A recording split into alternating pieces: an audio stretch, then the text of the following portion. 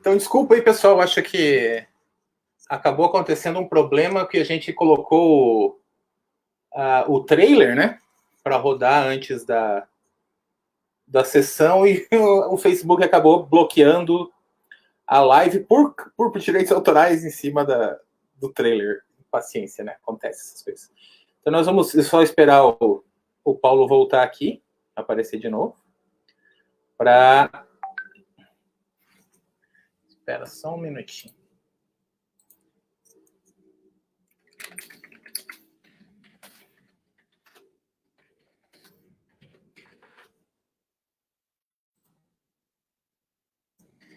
Então, vamos lá. Acho que agora vai dar tudo certo. Só esperar o Paulo voltar aqui.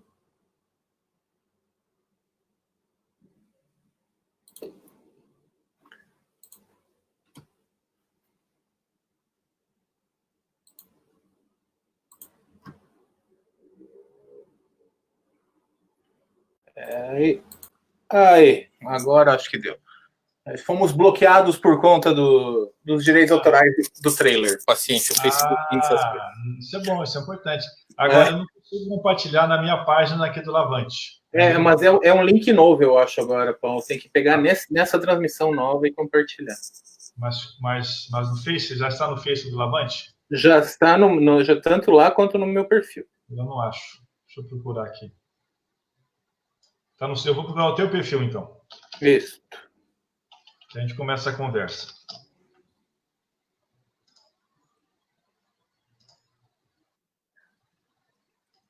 Agora sim. Agora deu? Estou compartilhando já. Então, eu não sei em que momento que foi cortado essa live. Eu estava falando justamente do Charlie Kaufman, né? Que durante muito tempo foi um roteirista que virou febre em Hollywood por ter feito inventou, né, um novo tipo de escrever roteiro, principalmente brincando bastante com a metalinguagem, né, que é brincar com a própria linguagem do cinema, né? Você, por exemplo, como você tem nesse a desconstrução enquanto você tá esquecendo das coisas, como você tem no Quero Ser John Malkovich, que é você conseguir ver as coisas pelos olhos de outra pessoa, né?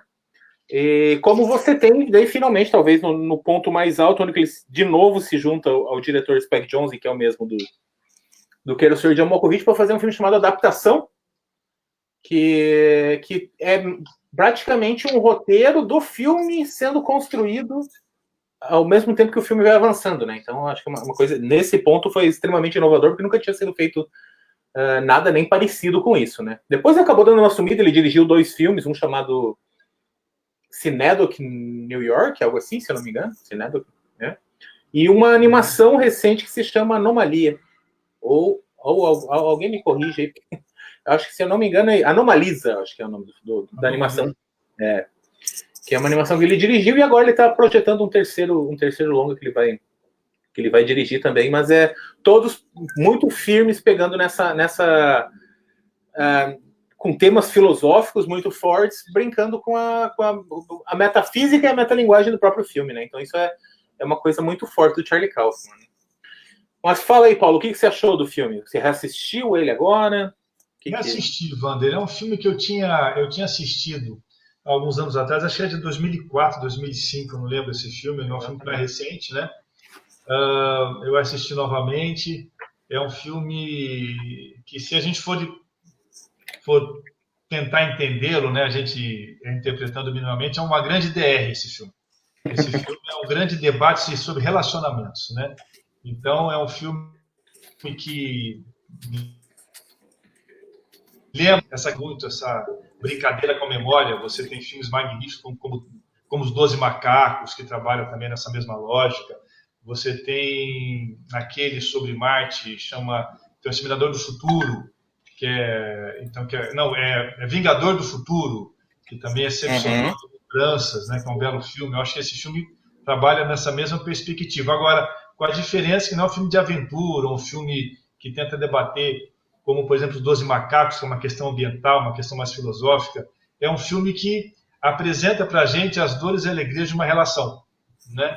E o filme que ele tenta nos mostrar que a relação, para ser madura, você necessita aprender a conviver com as dores, com as frustrações, com as infelicidades, com as alegrias, e é sempre entender que essas dores e alegrias, elas têm lições para dar. Você não pode abstrair de não tê-las, você vai tê-las, né?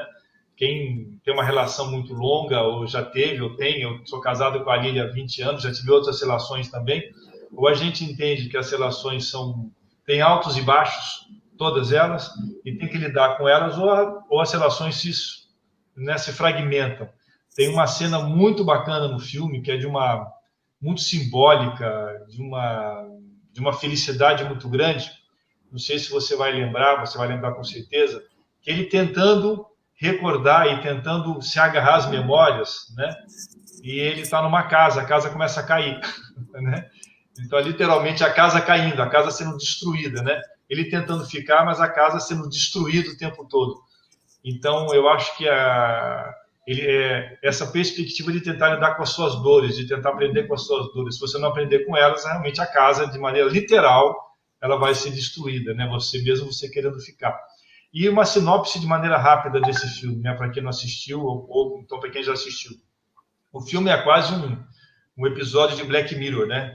É um personagem que ele está num mundo futurista, mas não é bem futurista, porque a indumentária é como a nossa, né? Inclusive, não tem nada de futuro, mas algumas coisas do futuro, onde você tem a opção de, caso você tiver uma relação que não deu certo, muito dolorosa, você pode ir numa empresa ou numa loja, qualquer numa empresa, e essa empresa te dá o benefício de você extirpar todas as memórias dolorosas ou toda aquela relação. Você zera, você começa zerado para as novas relações, sem nenhuma sombra do seu passado, das suas memórias ou de qualquer tipo de frustração. E o filme vai trabalhar com essa perspectiva, né? E se a gente... E o filme também, a gente vai percebendo que então os personagens fizeram isso várias vezes. É um eterno looping, né? Eles vão voltando e voltando e voltando, e você nunca sabe se a memória foi apagada ou se não foi apagada. Você vai entendendo isso. Inclusive tem um sinal muito bacana no filme, que são as cores do cabelo da personagem, da Clementine. Então, se você ficar atento às cores dos cabelos, quer dizer, então as cores com que ela pinta o cabelo, acho que é azul, laranja, verde, amarelo, você entende que são personagens diferentes e memórias diferentes, né? E momentos diferentes das memórias. Eu não lembro o nome do protagonista, Wander, do Jim Carrey. Joel, acho que é. O Joe. Então, são parte das memórias do Joe e da Clementine, porque os dois, inclusive, em momentos distintos, optam por apagar suas próprias memórias, né?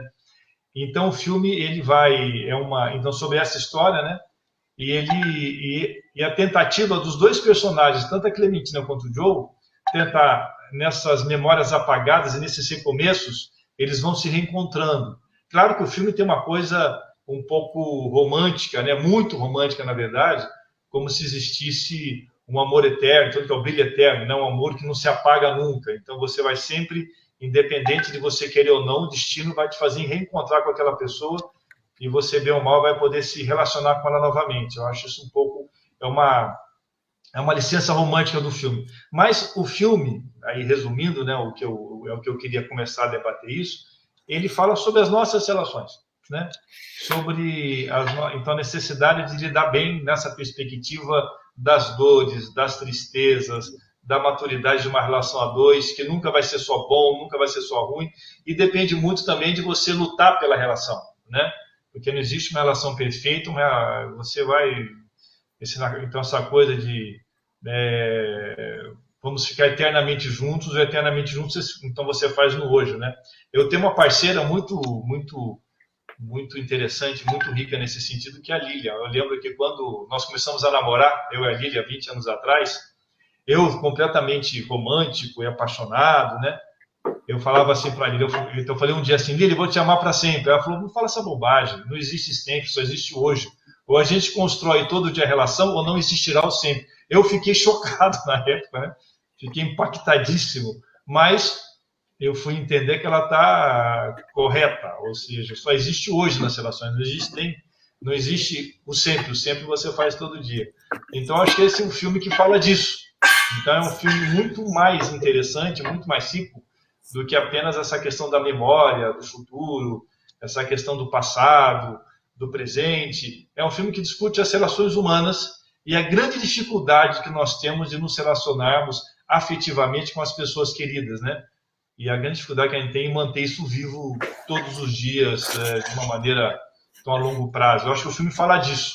Fala da tentativa desses dois personagens e tentativas... Eu já vou encerrar, que eu já falei um monte para o Wander falar também, e também para a gente ouvir como que as pessoas estão interagindo. E assim, como que essas duas pessoas, de certa maneira, elas achavam que era possível você ter relações sem tristezas e sem dores, né? Isso não é possível, a não ser que você zere e comece de novo. O filme, eu acho que trabalha nessa perspectiva, tanto que no final, né, eles conseguem, quem assiste o filme, eles permanecem juntos com essa maturidade, e dá a entender no filme, aí é uma interpretação minha, que daí para frente talvez a relação fique mais madura no sentido deles permanecerem juntos, né? Não sei.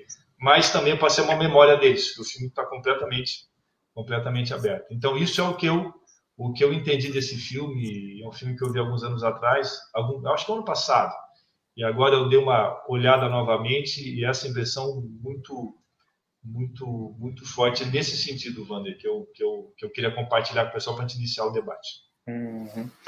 Não, eu acho que toda a leitura, como eu falei, é um filme como os outros que a gente já tinha comentado, que ele deixa, apesar de ele ter uma história tipo dos personagens bem desenhada e tal, ele deixa muito espaço para interpretação, sabe? Você vai pegando, o legal é você pegar a estrutura que o próprio Charlie Kaufman usa para a construção de roteiro, assim. E ele, em todos os filmes dele, ele costuma usar muito filósofos, assim, ou alguns trechos de filosofia e tudo mais. No caso, nesse, tanto no adaptação, quem assistiu a adaptação sabe que tem uma referência muito forte ao Ouroboros, né, que é a cobra que engole o próprio rabo, né? Isso representa também forte o eterno retorno do Nietzsche, que o Nietzsche é citado várias vezes no filme, né? A moça lá que costuma falar citações, né? Tanto fala tanto do Nietzsche quanto fala do próprio poema do Alexander Pope, que dá nome ao filme, né? Que é o poema Heloísa para Abelard, que é onde fala que, enfim, das vantagens de você não lembrar, né? As vantagens que você tem de ser um inocente, né? De você não ter lembranças do que... Então, bate-se muito, você tem uma leitura muito forte nessa parte do relacionamento, que é preciso você sofrer, é preciso você aprender com as coisas que passaram, né? Com as coisas que te machucaram para você seguir em frente, né? Porque dentro desse modo do que eles colocam assim, tanto que no final, bem sutilmente, como se não fosse para dar um final fechado, você vê o casal correndo e várias cenas desse mesmo casal correndo na praia, tipo, corre, daí volta e corre de novo, né? Como se desse realmente uma impressão pra gente que eles voltaram a se relacionar, se deram bem durante um tempo, tiveram problemas, apagaram de novo a memória e recomeçaram. Então, como se fosse um looping eterno, né? Que basicamente os dois não vão aprender, porque eles esquecem toda a parte que foi de conflito, então eles vão reviver esse conflito para todo sempre, né? Então, tem muita gente que acha que o final é feliz e, na verdade, para mim, ele é bem pessimista nesse ponto, assim.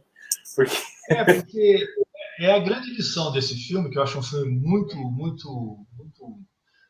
bom, porque discute como nós somos, como nós nos relacionamos afetivamente, né? É um filme muito bem elaborado, muito refinado nisso. Que a lição é muito simples, né? Ou a gente aprende nessa perspectiva nos piores momentos, nos melhores momentos, entendendo que faz parte da relação, ou se a gente recortar só, tentar recortar os melhores momentos, você vai viver um eterno looping de você iniciar novas relações o tempo todo, e relações que vão terminar também, porque você não tem a maturidade de você lidar nessa perspectiva da totalidade, né, da totalidade. Você também, porque o que é se relacionar no limite? É você aprender a ceder sempre. Não só ceder, né? Mas você tem que aprender a ceder. Você tem que aprender que existe outra pessoa do outro lado, com outros desejos, que não é como você, que é diferente de você, e você tem que ter maturidade para poder se relacionar nessa perspectiva e os dois manterem suas identidades, que é muito difícil, que é muito difícil. Quem vive a dois sabe disso. Então, eu creio que o filme trabalha com isso, e ou você dá conta disso, ou você vai ser um eterno recomeçar. Não com a mesma relação, provavelmente, né? Com outras relações, porque o filme coloca sempre com a mesma relação, porque eles apagam a memória. Exato. Mas seriam com outras relações. Você vai começar relações uma atrás da outra, e não tendo maturidade de um lado ou de outro, é um eterno recomeçar. Para mim, a grande lição do filme, que é um filme muito interessante nesse sentido. Sabe que a primeira vez que eu vi, é que hoje eu acabei revendo, vi de novo e tal. A primeira vez que eu vi, eu não tive toda essa compreensão, né? Eu tive então a primeira camada, como você fala, né? Que o bom filme tem várias camadas, né? São várias camadas. A primeira camada é um filme sobre essa perspectiva da memória, de uma coisa futurista, de você apagar a memória, de você começar de novo. E é um cara que é o personagem que é o João, que de repente ele desistiu, ele quer novamente reconquistar a menina, e ele tenta recuperar as memórias, né? Mas é claro que é muito mais do que isso, né? Essa é a narrativa, é o roteiro do filme, então a história que ele conta, mas por trás, junto com essa história, tem todo esse debate nessa segunda, terceira, quarta camada das relações afetivas, as nossas relações afetivas, né? Ou seja, o filme faz essas perguntas, então faz essa pergunta: como é que você dá conta dessas questões nas suas relações, né? Como é que você se relaciona? Por isso que eu iniciei falando de maneira brincalhona que o filme é uma imensa DR, né? Um debate de relação, né? Vamos discutir nossa relação. O filme ele discute a relação dos personagens. No fundo, o debate é sobre também, obviamente, as nossas relações de quem está assistindo o filme, e fazer todas as alusões nesse sentido. Por isso é um filme muito bacana. Quando eu vi a primeira vez, a impressão que eu tive é que era um filme mais juvenil, né? Um filme mais... Agora, essa segunda vez, vendo de novo com mais calma, é um filme que vai mais além do que apenas um filme mais juvenil e mais...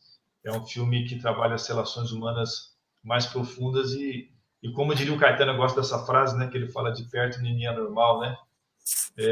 Então, o mundo é de viés, essa coisa. Todo mundo tem suas dificuldades, suas limitações, seus lados mais complicados.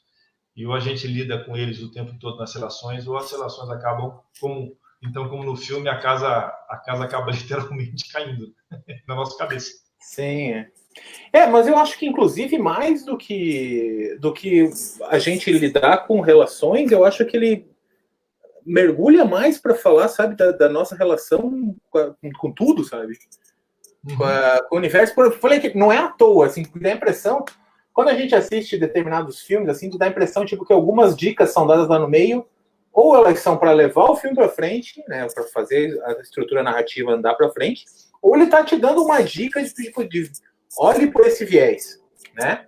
A frase que ele cita do Gaia Ciência é: bem-aventurados os esquecidos, pois conseguem dar conta dos seus equívocos, né? Isso é uma batida que você fala, você tem tanto no Nietzsche quanto tem no Camus, depois lá no mito de Sísifo, que é justamente você não se apegar demais às coisas que passam e tratar disso que você acabou de dizer, que a Lilian falou, se apegar ao presente, né? Você muda porque você tem toda a estrutura, mesmo que quase que física, né? Porque o Nietzsche quase chegou a estudar física para provar a teoria dele, de que como a gente vive num universo infinito e num tempo infinito, como a matéria é finita, ela vai ficar se repetindo eternamente, né? Mesmo que varie, mas ela vai ficar eternamente se repetindo. Então, quer dizer, os erros que você comete, você fatalmente cometerá de novo. Então, você não é que você tem... Isso. Né? Então, você tem que pensar, tipo, daqui para frente, o que você faz. Não você vai mudar, mas daqui para frente você vai começar a acertar, no caso. Você vai começar a se direcionar para acertar. É quase que uma autoajuda, quase que um coach nesse ponto. O pessoal de filosofia deve estar querendo me matar agora. Mas, diga. Mas então ele trata disso aí. E, da mesma maneira com o mito de Sísifo, né? Que ele diz a mitologia lá, o mito mesmo grego, ele diz que foi punido tendo que carregar uma pedra para cima de uma montanha todos os dias.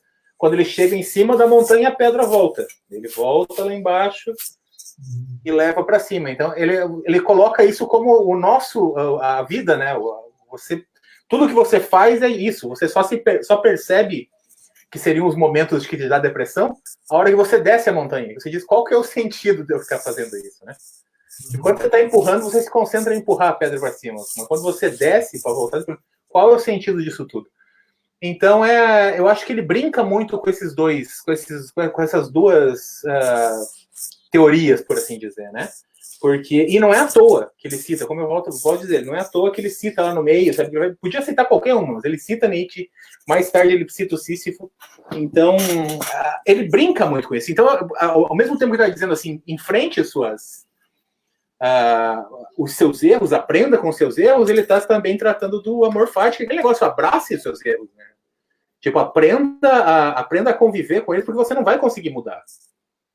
Sabe? O que passou você não consegue refazer, sabe? Então acho que a brincadeira vai um pouco mais funda do que lidar simplesmente com uma relação entre duas pessoas, entende? Eu acho que ele tá brincando com tudo, tá falando de tudo, né? Logicamente jogando na metáfora de um relacionamento. É mais fácil, você consegue... Eu falo, isso é a Cinédoque, que ele vai tratar lá no filme dele que chama Cinédoque. Ele pega um problemão e resume num personagem, né, que é o caso da Clementine. A Clementine é uma pessoa totalmente impulsiva, enquanto o Joel, ele é quase que passivo a tudo, né? Ele é muito quieto, ele é tímido, E ele, desde o começo do filme, que na verdade é o final, né, como o filme tem essa estrutura de looping, ele fica se questionando de tudo, que a vida dele não tem graça, a coisa não funciona, tudo, o relacionamento que ele tinha com a outra menina também não era legal, né? Então parece que ele está querendo pegar alguém para preencher esse vazio que ele tem na existência dele, né? Isso não vai acontecer. Então ele espera demais, então todo o conflito que dá vem disso, vem da impulsividade da Clementine com esse vazio do Joel, né? Nitidamente que são dois personagens que não se encaixam, que não vão fechar, não vão dar certo. Eles vão viver assim, a fase do cabelo vermelho dela, eu acho que é a paixão, é bem representativo. O vermelho vai entrando no cabelo dela conforme essa paixão vai se aflorando, né? Começa com o cabelo, a ordem dos cabelos é cabelo verde, vermelho, laranja e daí o azul no final, quando eles não mais se conhecem, né? Então, é como se você, no azul, fosse incrementando o vermelho, passando para verde, até ele ficar bem vermelho, exato, e depois desbotar para o laranja. Então, todas as brigas, na verdade, isso, além de ser uma coisa estética bacana, ele te ajuda a se achar no filme, né? Porque como o filme não é em ordem cronológica, ele começa a apagar as memórias recentes e depois vai avançando para as memórias passadas, né? Então, o filme que é meio que contado de trás para frente, dentro das memórias dele. Né? Então, ele te ajuda, a cor do cabelo te ajuda a se encontrar onde que cada trecho da história se passa, né? Então, primeiro aquela fase da paixão, aquela coisa da entrega absoluta. Exato. É o laranja menos, o azul aquela coisa mais sombria, uma relação mais truncada, e você entendendo que não é uma coisa que você entende no primeiro momento do filme, né? O filme vai jogando esses dados, mas é muito, muito inteligente do narrador, do roteirista, né? Que ele vai apontando então, quer dizer, em que pé que está, quer dizer, em que momento está a relação, então se você for ver, Wander, a maioria das relações são assim. Né? Você tem um começo absolutamente apaixonado, que é muito comum, né? Que você tudo é bom, tudo é bacana, você está apaixonado, as duas pessoas apaixonadas, você tem um momento mais de amadurecimento e você tem um momento então de algo mais morno que você, claro, se você tiver maturidade, volta a se apaixonar novamente, aí você tem que criar outras estratégias, né? Então o filme trabalha então, com esse ciclo da relação, né? Então a paixão absurda, então a convivência muito prazerosa, até algo mais truncado, mais difícil, que é aquela fase azul, né? Sim. E aí que pode novamente volta para a paixão vermelha, então que é o loop que você fala, né? Sim. Na verdade, o azul é quando ela já esqueceu, né? O azul é quando ela já apagou a memória dela. É verdade, tem razão. É lá no começo do filme que é o final, na verdade, né? Quando eles se encontram no trem, se encontram pela segunda vez, no caso, né? Que ela tá com o cabelo azul e que eles voltam a se conversar. Inclusive, você descobre ali que eles, inclusive, apagaram a própria canção, né? O Querida Clementina. Ele diz assim, você conhece aquela música famosa? Não conheço, né? Que ele inclusive apagam a própria... Tipo, isso que é bacana, porque você... quando você apaga o relacionamento inteiro com a pessoa, no caso, vamos usar a metáfora do próprio relacionamento, obviamente você vai apagar, inclusive, as memórias boas, né? Claro. Então, tudo que era bom, tudo que era bonito também vai ser apagado junto com as coisas que você quer que são ruins, né? Então, isso é uma das coisas que ele bate ali, porque tem aquela hora que ela é desesperada, talvez seja uma das cenas mais icônicas do filme, que ela fala, não, deixa essa pelo menos, né? Deixa essa memória, deixa eu guardar essa aqui que era daquela fase vermelha, né? Que você é o ponto que você, depois de um tempo, quando você supera um relacionamento, são aquelas memórias que você guarda, são as memórias boas, né? Aquelas coisas que te servem, inclusive, para um próximo relacionamento você não cometer os mesmos erros e coisas do estilo, né? Então, é o que eu falo, eles se privaram do crescimento deles, né? Apagando. Por isso o loop. Exatamente. Vão cometer os mesmos erros, né?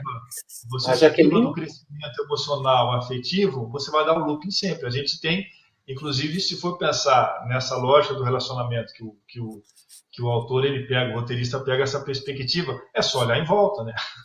O que você tem de looping é uma coisa monstruosa de gente, né, de muitos relacionamentos que a gente conhece. Inclusive, nós já fizemos isso algumas vezes, né?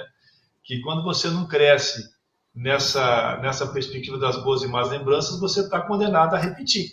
Você está condenado a repetir de um jeito ou do outro. Isso que a Jaqueline está falando, de você estar sempre brincando com a morte, né, e tal. E isso é bacana porque tem esse momento que ela fala justamente, ele fala assim, é o melhor dia da minha vida, eu encontrei a felicidade e tudo mais, é aquela coisa, você apagou, apagou esse dia, inclusive, né, então, eu acho que esse negócio realmente, esse negócio, inclusive, passou batido agora na segunda, e realmente, isso é muito evidente, você, inclusive, quando eles são crianças, você tem brincadeira com a morte, é que eles vão se eles vão...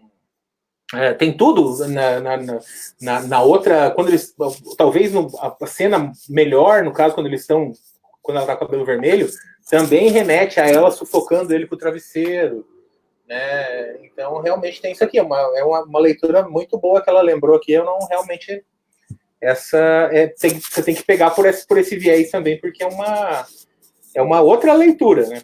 E é isso, porque também você tem, eu não sei, a brincadeira da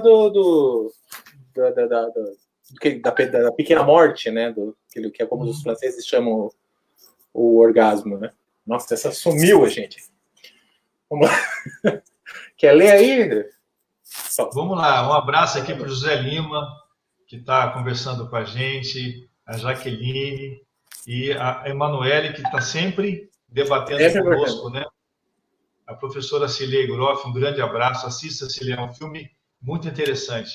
E aí tem essa frase, tem esse comentário da Emanuele, né? Um filme que considero o mais perturbador de todos os sugeridos pelas lives. Sinceramente, por mais que seja a vontade que temos de esquecer as memórias ruins, não entendo como alguém deixaria uma empresa entrar tão fortemente em sua mente por vontade própria. Todas as memórias fazem parte do que somos. A suspensão da realidade é alta demais para que eu aceite. Por isso, essa história é incômoda para mim. Eu acho que isso é fundamental nesse debate que a Emanuele fala, né? Porque quando você tira parte das suas memórias, ou tira parte do que você viveu, você corta parte da sua identidade. Você não é a mesma pessoa sem aquilo, né? E, obviamente, tudo que eu vivi, que o Wander viveu, que a Emanuele viveu, é o que nos compõe como identidade. E todo mundo é único. Tem um texto que eu gosto muito, eu não vou lembrar agora o conto do Borges, Luiz Borges, aquele escritor argentino, que também trabalha muito com memória. Eu sou fã do Borges, eu li quase tudo dele. Uma época, quando eu fiz o mestrado, eu trabalhava com memória, com história oral. Então, eu lia muita literatura nessa perspectiva da memória. E o Borges, para mim, era muito, muito rico, né? Era quase um manancial sobre essa questão da memória. O Borges é o escritor das memórias. E o Borges ele tem um conto, que eu não vou lembrar o nome agora, que eu acho que tem um personagem que fala assim: quem morrerá comigo quando eu morrer? Que ele fala qual que é a perspectiva dele, que tem coisas que só eu vivi, que só o Wander viveu, que nós, por mais que eu relate para todo mundo, eu faça uma biografia minha detalhada, tem coisas que são minhas, ou seja, aquilo que eu vivenciei, aquilo que eu senti, só eu senti, ninguém mais sentiu. Então, quando eu morrer, isso morre comigo. Então, quando eu morrer, morre uma parte, ou seja, coisas que ninguém sentiu, que só eu senti, isso é irrecuperável. Como o Walter Benjamin fala, nada é mais recuperável que uma manhã que já se foi, né? Isso é irrecuperável. Então, agora, isso é o que nós somos. Ou seja, nós somos todo esse coletivo, como diria o Marx, essas múltiplas determinações, nós somos tudo isso. Então, se você tira algo disso, algo positivo ou negativo, não interessa, você não é mais a mesma coisa. Então, você está condenado a repetir quer dizer, algumas fases do que você foi para então, para essa identidade seguir em frente. Eu acho que o filme trabalha com isso. Então, essa perspectiva de você, claro que é uma coisa que nunca vai poder ser impune, o filme é uma ficção, não é uma brincadeira, mas se você retira as memórias de alguém, seja quais forem, em especial as memórias doloridas, claro que essa pessoa será outra pessoa a partir de então, né? Então, você mexe com a identidade das pessoas. Por isso, eu creio que esse incômodo da Emanuele, que eu acho incômodo de todo mundo, né? Nessa perspectiva de mexer com as memórias, que no fundo é mexer com quem você é, com quem você se tornou, a partir dessa trajetória única, que é justamente então a sua identidade, que ela é ímpar, é única, só você, independente de... E como também navegando na literatura, né? Aquele livro, Por que os Sinos Dobram, então, Ernest Hemingway, ele fala... Tem o final desse livro sobre a Guerra Civil Espanhola, um livro belíssimo, quem não leu, indico a leitura. E no final do livro, os republicanos estão retirados de Madrid, os fascistas estão avançando, os republicanos, Madrid cai, eles estão se retirando já ao final da guerra, a guerra já se delineando na vitória dos fascistas, os republicanos, os anarquistas comunistas indo embora, fugindo, e aí eles ouvem, um republicano soldado, ele ouve um sino dobrar. E ele fala, olha, alguém morreu, quem será que morreu? Aí o outro republicano responde, não interessa. Quando alguém morre, nós morremos com ele. Sempre uma parte da humanidade que morre junto, né? Então, eu acho que o filme trabalha com todas essas questões, nessa perspectiva da memória nossa. Claro que não é memória coletiva, mas a nossa memória também, de certa maneira, faz parte desse grande movimento coletivo que é a humanidade, né? Então, não sei se eu viajei demais, Wander, mas eu... Não. Eu acho que você me fez lembrar, inclusive, da frase dos Guarani lá, do negócio quando uma pessoa mais velha morre, também uma biblioteca morre com ela, né? Então é aquele negócio. O acúmulo de conhecimento nesse ponto, inclusive, e aí eu acho que é esse o ponto do filme, esse acúmulo de dores ajuda, né, a você andar para frente. E é o que e talvez é aquilo que a gente está batendo, né, cara? Quando você foge da dor, quando você foge dos momentos ruins, você deixa de aprender com eles, né? Então você volta a cometer exatamente os mesmos erros, né, em looping, por conta de não ter aprendido. Então acho que a brincadeira é essa do filme. Por isso que eu falo, o filme não tá nem perto de ter um final feliz. Eu acho que são pessoas andando em looping, cometendo sempre os mesmos erros. Apesar de que eu falo, pelo viés do Nietzsche, isso abrace que você vai fazer isso. Você vai continuar cometendo os mesmos erros, você não vai... Né? Se o viés foi pelo Nietzsche, ele fala, abrace esse destino, porque isso vai se repetir. Mas dentro do filme a gente pensa, logicamente como a gente vai trabalhar com metas dentro da vida para empurrar essa pedra montanha acima, a gente vai dizer assim, não, nós estamos cometendo erros porque nós, na próxima vez que tivermos a oportunidade de cometer esse erro, a gente vai mudar um pouquinho, sabe? Vai tentar, pelo menos, não aquele mesmo erro. Por isso eu sempre falo com amigos que têm filhos, né? Que eu falo que a evolução da gente consiste em não cometer os mesmos erros que os nossos pais cometeram, né? Daí já tá bom, né? A gente vai cometer erro. De qualquer jeito, vamos. Mas não sendo os mesmos do teu pai, já é um começo, né? Você vai cometer erros novos, né? E aí pensar na perspectiva de relação, né? Não sendo os mesmos erros, em termos de relação do seu pai, da sua mãe, da sua avó, do que você já cometeu, obviamente você caminha para relações melhores ou mais maduras, pelo menos, né? É nessa perspectiva então que eu imagino que o filme trabalha para a gente, né? Tem uma frase do Thomas Edison que eu não vou lembrar agora, mas ele fala isso. Ele fala que para ele chegar na criação da lâmpada foi fundamental 3.000 e poucas experiências frustradas, ou seja, cada frustração que ele teve que não deu certo, ele avançou para você poder dar certo. Ele foi eliminando, né? Pode dizer que não funciona, agora vamos ver o que funciona. Então, se você for pensar nas relações na vida, também é dessa maneira, né? Conforme você vai acumulando alguns fracassos, claro que ninguém quer fracassar sempre é ruim, mas conforme você vai acumulando fracassos, você entender que esses fracassos tem lições para lidar, você está se aproximando de algo mais maduro, né? E aí sem nada de autoajuda, não é nada disso. Eu acho que é isso mesmo, né? Dependente, então são fracassos que se ajudam. Então nada assim. Então eu lembro que na minha adolescência, não sei se foi obrigado a ler, Wander, eu tinha que ler alguns livros. Sim. Na 8ª série, na 6ª série, eu tive 2 que me impactaram muito, até hoje eu lembro, né? E não são bons livros, alguns são livros que não sei porquê, ficou na minha cabeça. Um era O Rei do Mundo, que eu não sei porquê que eu tinha que ler na 5ª série. Eu fui obrigado a ler, toda a sala foi obrigada a ler. Tive que ler o tal do nem, não lembro mais do 10, mas eu sei o título. Mas um que eu tive que ler era aquela Poliana, lembra? Poliana Moça, Poliana Jovem, né? E a Poliana tinha aquela coisa horrorosa do jogo do contente, né? Eu não estou falando disso, né? Não é o jogo do contente que eu estou falando. Mas nessa perspectiva de que cada obstáculo que você encontra e que você, de certa maneira, fracassa, é claro que você amadurece para poder superá-lo mais para frente. Que pode superá-lo ou não também, né? Não vamos ser também tão positivista que vai tudo melhorar, né? Vai melhorar, talvez melhore, né? Como no filme, né? Talvez melhore. Mas eu acho que o filme trabalha nessa perspectiva. Então, eu acho que está certo, é além da relação, né? Mas ele usa a relação como motor, né? Como a narrativa do filme para fazer todo esse debate, vai para a filosofia, mas remete à nossa existência, à nossa humanidade, à nossa identidade enquanto ser humano, né? Enquanto ser humano que vivenciou muitas coisas, como diz o Cortes, né?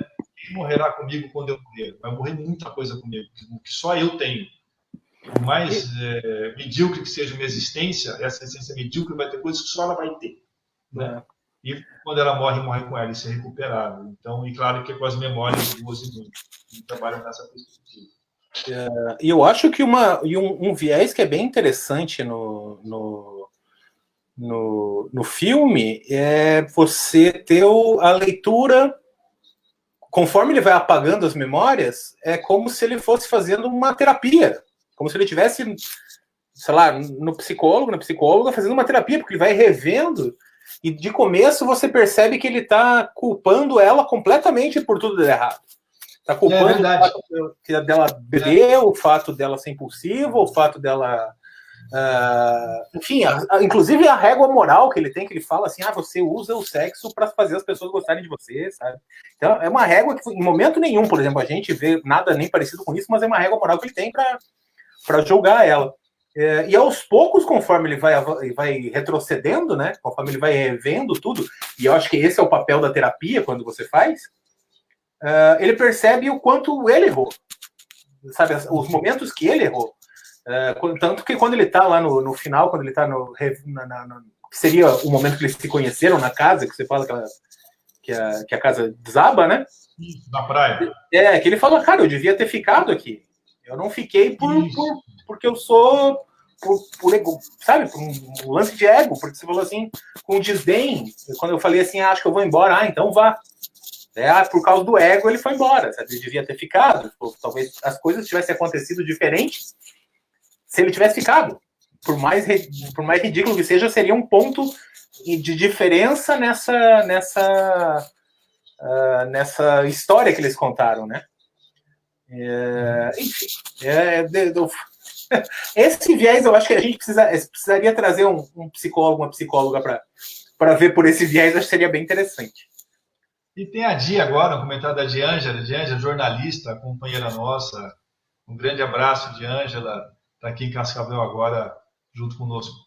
Para mim, do filme que mais gosto é essa brincadeira com o tempo e as memórias, como lembrou o Paulo, porque me instiga a lembrar o quanto no presente sou atravessado pelo passado. Bem legal isso, Di, é isso mesmo. Sendo assim, o que apresente nossa tentativa de significar continuamente o passado na perspectiva de um futuro melhor. É isso. A gente na história, eu fiz história na Unicamp alguns anos atrás, eu sou graduado em história, eu aprendi, né, lendo vários historiadores, que não existe passado e nem futuro, existe o presente. Ou seja, então o presente que ressignifica tudo, né? Então o presente, ele de certa maneira, ele condensa o que é o passado e ele aponta, então, o que poderá ser, não o que será. O que será nós não sabemos o que será. Essa coisa é muito prepotente, né? O que poderá ser. O presente é onde a gente se move, ou seja, o ser humano, nós nos movemos no presente. Claro que o passado segue nos determinando como sombras, são sombras que nos determinam de um jeito ou de outro, mas o movimento está sempre no presente. E o futuro está sendo constituído nesse exato instante, né? Por exemplo, vamos falar um pouco da nossa crise atual, do Covid-19. Quais são as perspectivas do Covid-19 no Brasil? Está sendo construído nesse exato instante, as perspectivas do Covid-19, para melhor ou para pior. Eu estava agora recentemente conversando com um grande amigo, José Moreno, da Argentina, sociólogo argentino, da Universidade Estadual de Buenos Aires, Universidade Nacional de Buenos Aires, é sociólogo, companheiro nosso, José Moreno, comentando das medidas que o Alberto Fernandes tem tomado e o Bolsonaro tem tomado, ou seja, as medidas, está sendo de maneira muito rasa agora, mas não estamos falando dessa maneira também. Então, as medidas que eles estão tomando nesse exato momento vão estar determinando o que vai ser da manhã, depois de amanhã, daqui 20 dias, 15 dias, né? E claro que tem a ver com a perspectiva do passado, desses dois coletivos da Argentina, políticos, né? Da Argentina hoje e do Brasil hoje. Então, isso de maneira coletiva, agora de maneira individual também, né? Ou seja, o que nós somos no presente é um amontoado de coisas que nós aprendemos e nós somos moldados pelo que nós fomos no passado e que nós vamos no futuro. Vai depender, eu não tenho futuro, né? Só tem presente, vai depender do que nós fizermos exatamente agora, a partir dessas lições, dessas sombras que a gente carrega. E claro, aí voltando ao filme, se você abrir mão de parte dessas sombras, dessas determinações, claro que você modifica absolutamente o que você é no presente e obviamente vai modificar todas as possibilidades para frente, né? Volto a dizer, não o que será, não existe o que será, existe muitas possibilidades do que poderá ser. Agora, o que poderá ser é construído nesse momento, no presente, a partir das determinações que foram construídas no passado, que somos nós, né? Então o filme coloca, o que o filme fala? Se você abrir mão de parte dessas determinações que fizeram você ser o que é, obviamente você abre mão da sua identidade, você está condenado a repetir coisas, porque você abre mão dessas coisas que então já estavam junto com você, né? Claro que no fundo é um debate sobre amadurecimento, né? Nós estamos falando disso, que não existe essa empresa que tira a memória da nossa cabeça, né? Agora as pessoas imaturas simplesmente repetem os mesmos erros, né? Então essa empresa, inclusive o nome da empresa é ótimo, né? Lacuna, exatamente. Legal, né? Deve ter sido do latim, o que é bacana também, você citou o Einstein, aliás, citou o Einstein, não, o Edison, Thomas Edison, né? Thomas Edison. Não, e eu ia falar justamente do Einstein, que ele fala, né, que não adianta você querer resultados diferentes como fazendo a mesma... então, assim, que é mais ou menos o que eles vão ficar fazendo, né? Então você não espera que esse relacionamento um dia dê certo, justamente porque aonde eles poderiam mudar, aonde eles poderiam melhorar, eles apagaram, né? Então eles tanto que aí, falando um pouco já que a gente falou de psicologia, né? Você achar que o mesmo método, seja afetivo, o método científico, seja o que for, dê resultados diferentes, você insistir no método, no limite a esquizofrenia. né? Você é um cara esquizofrênico, você não está entendendo a realidade, né? A realidade não muda, a realidade é isso. Agora, você usar o mesmo método para dar resultados diferentes, a chance é nenhuma. Exatamente. Então, eu acho que dentro desse ponto, eu acho que... Por isso que eu falei que eu acho que seria legal. Eu acho que a partir da próxima live nós vamos começar a ter convidados, né, Paulo? A gente vai... Então, o que a gente estava pensando? Eu estava comentando com o Wander o horário, né? Então as pessoas estão dormindo tarde agora, nós estamos no momento de confinamento, a maioria de nós, pelo menos, quem pode ficar confinado, que fique, né? A gente estamos pensando em jogar a live para as 10 da noite, que é o horário que as pessoas já estão em casa, quer dizer, permanecem em casa, né? Até para não competir com outras lives também, que a gente está tendo lives muito bacanas sobre a questão do Covid-19, debates políticos fundamentais para a gente entender o que está acontecendo. Jogar para as 10 da noite, que é um momento que esses debates não acontecem mais, né? Eu acho que a gente tem um espaço mais interessante, tem uma raia mais interessante para navegar. E aí, uma possibilidade é trazer alguns convidados, a gente fazer, pelo menos, então, ter 3 quadradinhos aqui para a gente conversar. Eu tenho falado, estou convidando agora esse nosso amigo José Moreno, intelectual argentino de Buenos Aires, dramaturgo, tem 4 livros já escritos de literatura, ele trabalha com literatura fantástica, é um cara muito bem-humorado, com humor tipicamente argentino, né, que eu gosto muito, mais sombrio, mais pesado que o nosso, para a gente falar de alguns filmes na perspectiva da Argentina, talvez da História Oficial, que eu acho que é um filme que vale a pena de debater, então, nos dias de hoje, O Segredo dos Seus Olhos, não sei, vamos pensar, vamos falar com o Moreno, ver o que ele acha, esse amigo que chama José Moreno, né? E fazer uma live também, e também a gente aproveitar esse espaço, que a gente está se comunicando, não falar só de cinema ou arte, falar também da nossa conjuntura política, né? Seria interessante ter alguém da Argentina, alguém de Buenos Aires, para também falar do Covid-19, do confinamento lá dos amigos argentinos, como é que eles estão lidando com isso. Obviamente com um governo completamente diferente, né? Eu tive acesso agora a algumas medidas do Alberto Fernandes, é um presidente peronista, junto com Cristina Kirchner, e é o avesso do Bolsonaro. Ele está fazendo tudo o oposto do Bolsonaro e o Bolsonaro faz o oposto do que ele está fazendo. O resultado é que a Argentina hoje é um dos países com menos incidência de Covid-19 e a curva brasileira hoje, a nossa curva é uma das maiores do mundo dos outros países, sendo que nós não sabemos ainda para onde vai a pandemia no Brasil, né? Esperamos que não seja isso que quer dizer que os dados estão nos mostrando. Só para dar um exemplo, o Alberto Fernandes fez alguns decretos na Argentina, proibiu todas as demissões, está proibido as empresas de demitir pessoas na Argentina. Ele fez um pacote imenso de auxílio aos trabalhadores e empresas, isolamento total na Argentina. Eu tive agora falando com o José Moreno, que é esse professor argentino, esse pesquisador, que estão querendo trazê-lo para a próxima live. Ele falou, Paulo, aqui em Buenos Aires só se abre mercado e farmácia, o resto está fechado. Todo mundo em casa. E o governo, muitos programas de auxílio econômico para as empresas e para as pessoas permanecerem em casa, né? E anteontem, se eu não me engano, ou há 3 dias atrás, o Alberto Fernandes ele acabou de decretar a moratória da dívida pública da Argentina e da dívida externa argentina, ou seja, eles vão parar de pagar para poder usar todos os recursos, em vez de pagar juros de banco, eles vão usar todos os recursos possíveis para fazer programas de auxílio à população argentina. Resultado, a popularidade do Fernandes está explodindo na Argentina. Hoje é um dos presidentes mais populares no combate ao Covid-19. Exatamente o contrário do que está acontecendo aqui no Brasil, né? Aqui, pelo que a última vez que eu vi, o Bolsonaro conseguia ser o único líder mundial que tinha perdido popularidade nessa época, né? Então, sim, um dos poucos, né? O João Campos, companheiro do MST, educador do campo, ele está claro que pode. Aqui não é. Então aqui está aparecendo o Oscar, viu, Vanessa? Estamos indicando o Oscar dos É que a gente está tentando pegar filmes que tem na Netflix, né? Para o pessoal assistir mais fácil mesmo. Né? Fala pra gente aí, João, esse filme é fácil de achar? Eu estou tentando entrar aqui, mas eu estou sem. Então, João é um grande militante do Movimento Sem Terra.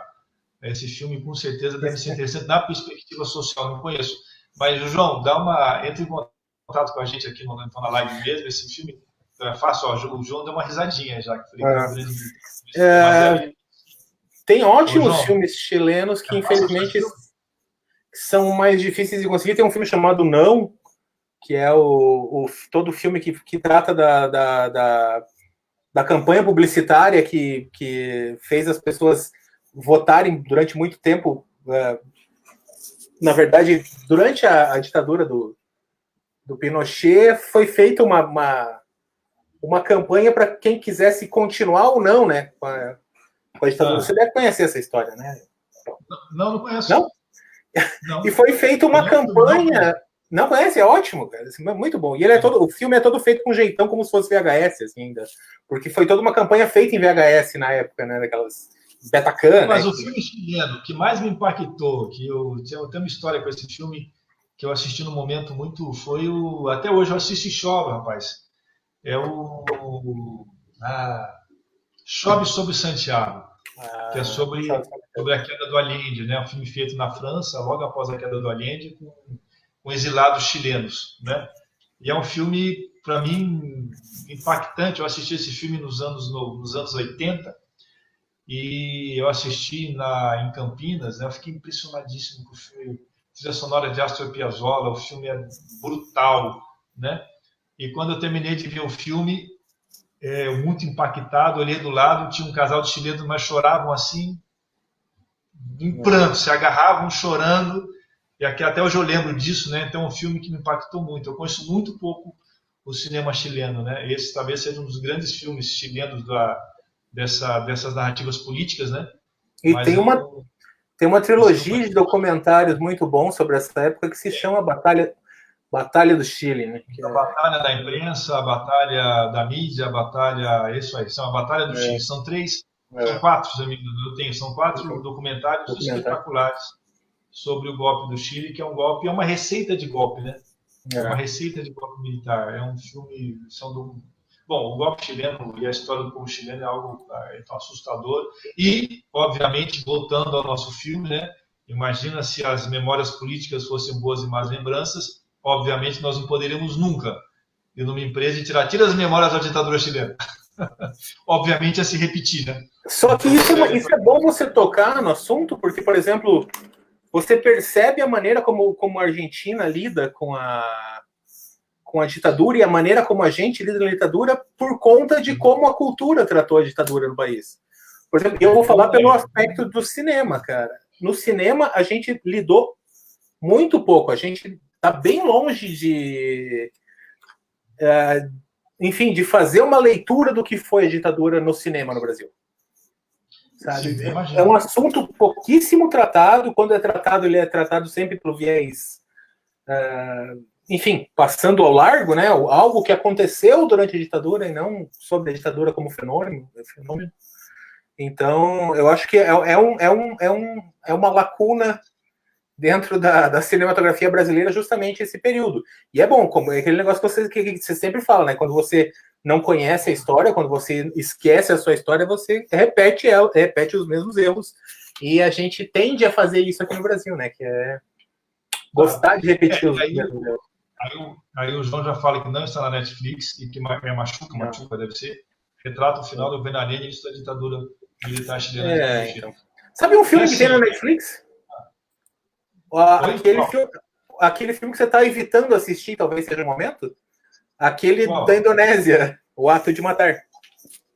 Esse é interessante. Você sabe que esse filme é um filme que eu estou evitando, é verdade. É um filme que vai me incomodar muito também. Acho que vai incomodar todo mundo que não assistiu ainda. Podemos combinar. E assim, claro que o cinema, você falou do cinema e da ditadura, o cinema reflete o que nós somos, né? O cinema, obviamente, ele é uma expressão do mundo real. Até porque, obviamente, toda a expressão artística é do mundo real, né? Não existe mundo sobrenatural, é do mundo real. O próprio Borges, de novo, né? O Borges, uma vez perguntaram para o Borges de onde ele tira os seus animais fantásticos, né? Seus contos fantásticos. O Borges falou de maneira brilhante tudo que as pessoas talvez imaginavam que ele falasse, né? Ele falou assim, olha, eu tiro da realidade. Se eu fosse um homem da Idade Média, minha lógica fantástica seria de um homem da Idade Média. Então meus animais fantásticos são de um homem, né, quer dizer, do final do século XX. Ou seja, por mais fantástico que sejam nossas fantasias, estão todas embasadas no mundo real, né? Mas assim, falando do filme indicada pelo João Campos. Então, eu acho que a gente tem que seguir nessa perspectiva, João, de ter na Netflix, ou de ser de fácil acesso, para a gente poder que todo mundo assista, né? Mas fica a indicação do filme do João. E até sacanagem dele. É sacanagem dele porque é um filme bem difícil de conseguir, inclusive. Acho que só saiu em DVD. O Machuca. Bem... Mas quem gosta de catar filme na internet aí faz esse serviço. Então, a gente podia caminhar para o encerramento, né? Já deu 1 hora. Uhum. E a gente se organizar para domingo que vem. Então, o que você acha, Wander? Todo mundo aí, 10 horas. Podemos fazer às 10 horas. Aqui. Ninguém se. Aí o pessoal assiste o Fantástico, todo mundo vê o Fantástico e tal, né, Wander? Inclusive o Wander gosta do Fantástico. Depois do Fantástico, a gente assiste o nosso filme, a gente faz o nosso debate. Eu acho 10 horas. Então, olha lá, o João mandou uma carta aqui. Uma sinopse. Uma sinopse. Chile, 73. Em meio ao golpe de Estado que derrubou o presidente eleito Salvador Allende e possibilitou a ascensão do ditador Augusto Pinochet, as massas estão nas ruas protestando entre eles um casal alemão, Lena e Daniel. Quando o rapaz é levado pela polícia secreta de Pinochet, Lena procura por ele e descobre que seu amado está num lugar chamado Colônia Dignidade, uma suposta missão de caridade, dizendo pelo pregador, aí vai. Tá? Esse tem no Netflix, pode ser? Pode ser. Como é que é o nome do filme? Esse chama Colônia Dignidade. Inclusive, esse está no Netflix, João. Netflix, eu ouvi falar disso. Podemos assistir. É com Emma Watson. Vamos ver esse então. A gente assiste e chamamos o nosso amigo o José Moreno para debater conosco. Nós assistimos um filme do Chile e chamamos um argentino. Vai. Não há problema nenhum. Não, lógico que sim. É um entendedor. Ou a gente marca com o Moreno outro dia e de repente chamamos até o João Campos. Sim, exatamente. Alguém que entenda da lida. João? Vamos ver se ele responde. O João gosta de um bom papo. O João, ele está agora, ele é mestre pelo Nioeste, tem o curso da pedagogia, educador do campo, alguém muito ligado aos movimentos sociais, então acho que poderia contribuir e sempre um bom papo. A gente podia. E aí eu acho também, Wander, que é um momento também, volto a dizer, da gente seguir debatendo, né? Não só o cinema, como nós temos feito, né? Debatendo a conjuntura política aqui na nossa cidade, no Brasil inteiro. E assim, só para falar de Cascavel. Cascavel chegou, acho que é o número, eu estava vendo agora. Nós estamos hoje com 40 e poucos dados confirmados. Deixa eu ver aqui. Tá? Eu acho que é com 40 e poucos dados confirmados. E a expectativa é que esses dados aumentem nos próximos dias, né? E por isso a gente, inclusive, vem debatendo junto ao executivo que é muito prematura a abertura do comércio. Inclusive, hoje aconteceu uma coisa muito, muito, muito ruim, né, e muito simbólica. Enquanto o prefeito Paranhos estava hoje às 10 horas da manhã anunciando medidas de auxílio junto a pequenas empresas, auxílio, na verdade, às populações mais vulneráveis de Cascavel, a liberação de cestas básicas, de parte da merenda escolar, as empresas de Ação Pioneira e de Ação Capital, empresas de transporte público cascavelense, anunciavam a demissão de 50 a 60 trabalhadores devido à pandemia. Então, reflete, eu acho que diz muito sobre o momento que a gente está vivendo, né? Primeiro, sobre a necessidade dos executivos, sejam federais, estaduais ou municipais, de entenderem que a crise é muito grave e a crise econômica também é muito grave, que já vem uma crise econômica, e de ter que criar políticas públicas emergenciais, excepcionais, para atender a população de baixa renda, para que ela possa ficar em casa, e também as pequenas empresas. E, ao mesmo tempo, você tem a prática dos grandes empresários, não só de Cascavel, como do Brasil, que estão aproveitando como justificativa, de maneira perversa, de maneira cretina, demissão de funcionários como as empresas de Ação Capital e Aviação Pioneira, né? Espero que o executivo intervenha por serem empresas de concessão pública, isso se reverte imediatamente, porque pode ser o início de uma escala de dominó que seria trágico, não só para os trabalhadores, mas como a médio prazo, trágico também para esses grandes empresários, porque, obviamente, vai refletir a longo prazo, a médio prazo, na economia toda e também, obviamente, na economia dos empresários, né? É uma conta que eles não fazem, né? E que eles têm que aprender a fazer. Então, só para a gente também, aproveitar esse momento para fazer esse debate, e acredito que a gente segue conversando para o domingo. Pode ser, mano? Deixa eu só confirmar o nome do filme. Que ele tem um outro título no Brasil que se chama Amor e Revolução. Eu quero ver como ele está na Netflix. Enfim, acho que vou fazer um post agora, porque eu não achei com nenhum dos títulos, mas vamos... Nem como colônia. Acho que a gente avalia, tem várias dicas aí, a gente faz um post, hoje é quarta, né? Até sexta-feira, mas já convidando todo mundo para as 10 da noite, domingo, seguir esse debate, né? Ou com o Moreno, ou com o João Campos, ou com ou com o Fiuza, que o João Campos está indicando, mas a gente ampliar esse debate, que seja um debate sobre essa questão, então essas questões culturais do cinema que nos interessa, até porque estamos confinados e vamos debater, né? Nada melhor do que a arte para nos ajudar a entender esse momento, e também para discutir conjuntura política. Isso aí. Então, até sexta a gente confirma o novo filme, como a gente fez agora, né? Também a gente confirmou só anteontem. E já se preparem, então, mandem seus comentários para o próximo, né? Assistam o filme, tragam seus comentários, porque é sempre legal. A Jaqueline também disse que não achou, mas a gente vai, daí a gente informa certinho, a gente vai escolher um que tenha na Netflix justamente para todo mundo assistir aí o mesmo filme. Tá, beleza? Então, boa noite, pessoal. Até mais, Paulo. Até domingo. Valeu. Mais um abraço.